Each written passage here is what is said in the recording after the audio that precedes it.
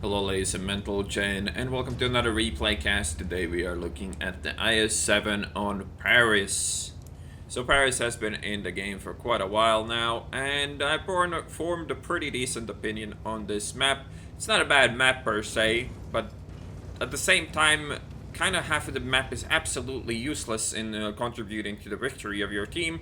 And guess what? That half of the map is the north, where our entire team is at. Always bad news to see something like this happen to your team.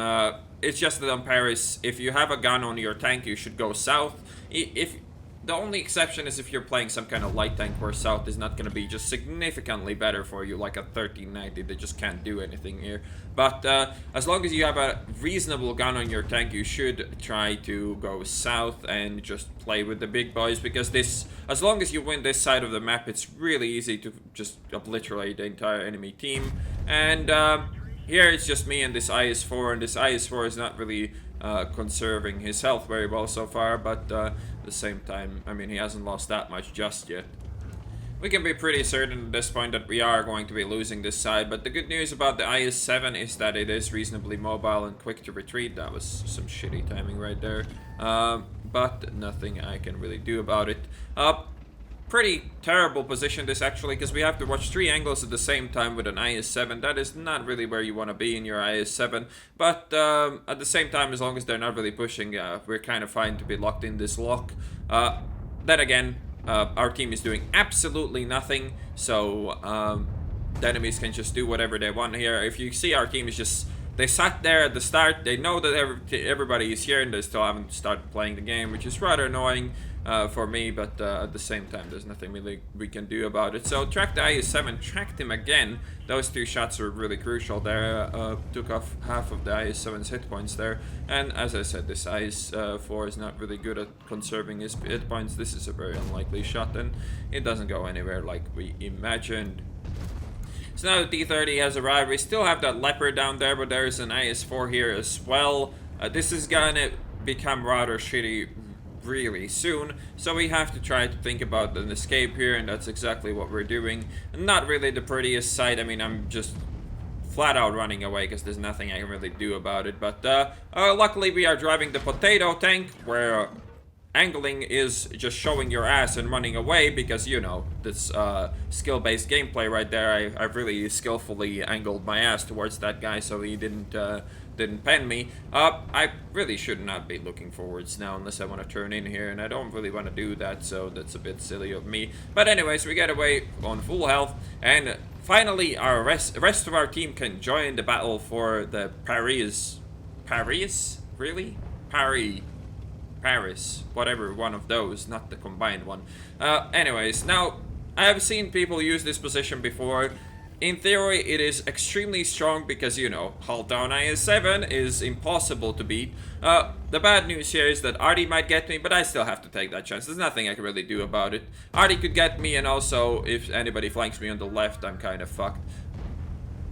Pretty shitty shot on that T-30. We did kind of aim it fully, but the IS-7 just loses its bite if your enemies are farther than like 200 meters away, and that definitely was farther than 200 meters. So this looks pretty hopeless, like you would imagine it would at this point. But hey, IS-7, comrade, blitz, not idiot-proof random number generator tank at all. This is all skill, boys, all skill. This is one of the reasons why I just despise this tank. I have played it quite a bit recently to try to tree-mark it, but I mean, there's absolutely zero skill involved in this tank. I mean, you just try to... The only real skill to playing an IS-7 is try to put it as close to your enemies as possible while being held down, and while taking away the chance for the enemies to rush you. That's literally the only thing you do in this tank, because all your shots are gonna be decided by a random number generator in such a way that it's really, like, it feels like you're not even in control when playing this tank, which is a really shitty feeling when playing World of Tanks, at least for me it is.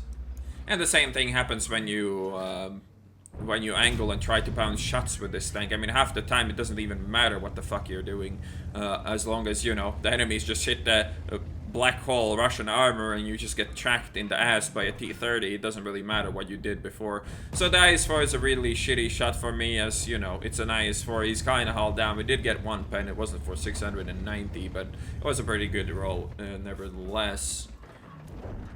Now, as you can see, this position is extremely powerful. At the same time, though, the shot on the IS-4 is really shitty for me, especially with a 1390 in front of him now. Hopefully I can get the other wanker there, but a bit unlikely, really.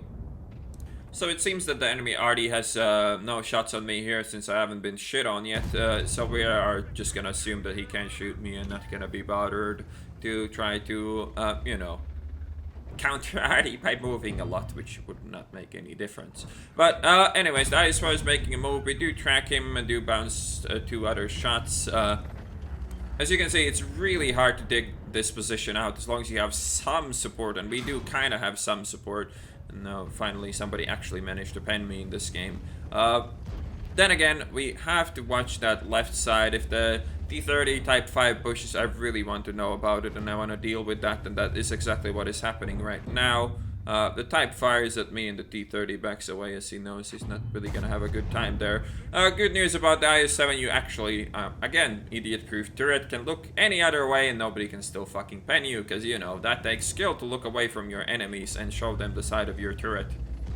And with all that being said about the IS-7, this tank is still not as retarded as the E5, because in the E5, I mean, sure, you can show the side of your turret to everybody, but you have a gun that is pretty much one of the best out of all the tier 10 heavy tanks, which is pretty damn retarded when you have also pretty much the best hull armor and pretty much the best turret armor. It is pretty retarded, isn't it? So we take another hit here and bounce some more shots on the Type 5. It's a really shitty engagement for me, as Type 5 isn't really the tank you want to fight at this kind of range with an IS-7. He is not really super effective against me as well, unless I make mistakes, but at the same time it doesn't really do me any good to just, you know, trade bounces with a Type 5 heavy, right?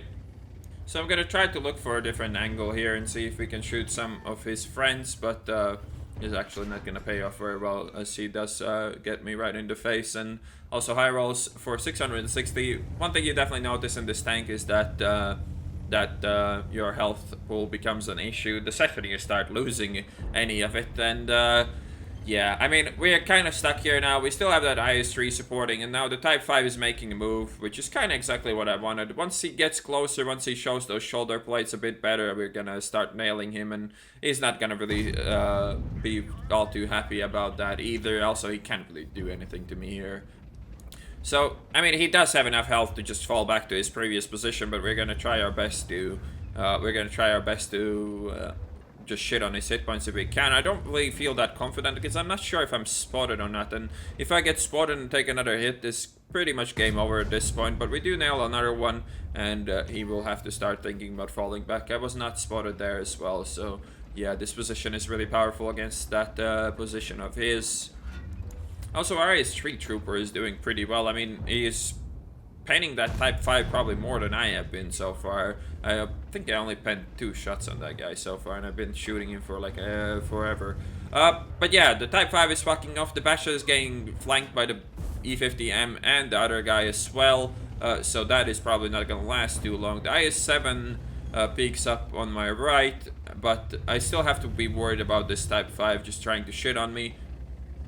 So I'm still kind of stuck here, but at least we kind of shoot that type away, and maybe I can use this angle now somewhat effectively, but no, we're still getting spotted. He did shoot me though, so I can change my focus to this IS-4 and maybe get a penning shot on him, but I'm not even sure what we hit there. Probably the upper plate to not bend that.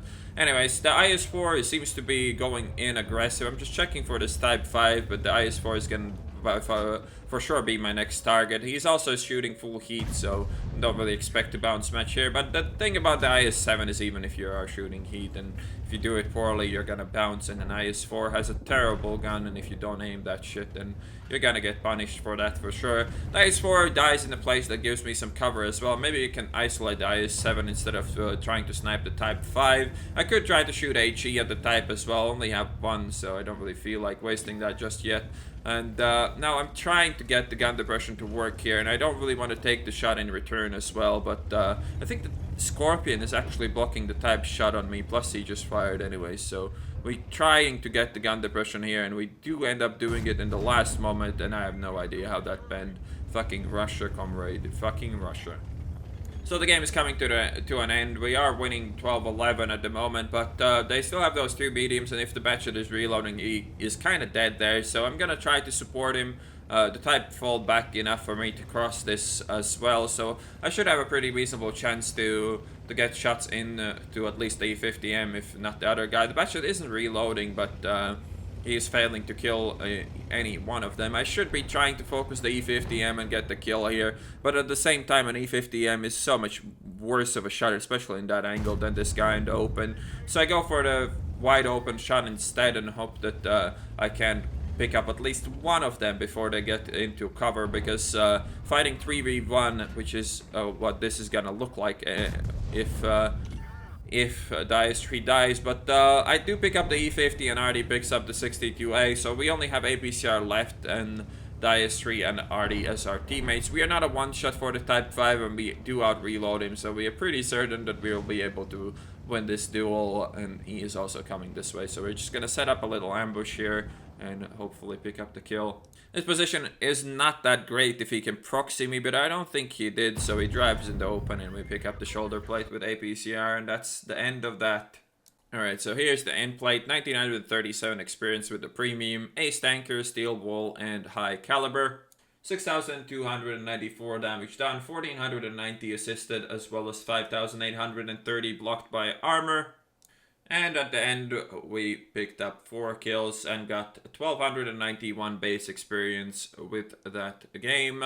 So yeah, that game showcases the IS-7 pretty well, I would say. I mean, the most important thing the IS-7 driver need to do is just position his tank properly, and the rest of it is going to be up to RNG in pretty much every way possible. Like, you know, your armor, your gun handling. That's so much RNG in this tank that really the only controlled substance about this tank is your positioning. And, you know, the better your positioning, the better of an IS-7 player you're going to be. So, you know, that's why this tank is recommended as one of the more idiot-proof, beginner-friendly heavy tanks in the game. Anyways, I hope you guys enjoyed this replay cast, and I'll see you on the next one.